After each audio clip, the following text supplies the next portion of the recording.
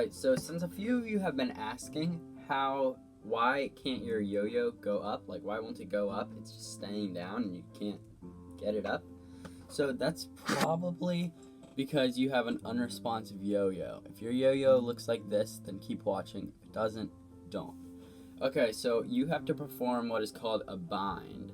So this is going to be a really simple bind, and it is extremely easy for everyone. Okay, so all you have to do is throw down your yo-yo. Okay, now you're going to take this finger like this, your left hand, unless you're, do the opposite of what I say if you're left-handed. Okay, so bring your right hand down, put your right hand string on the yo-yo.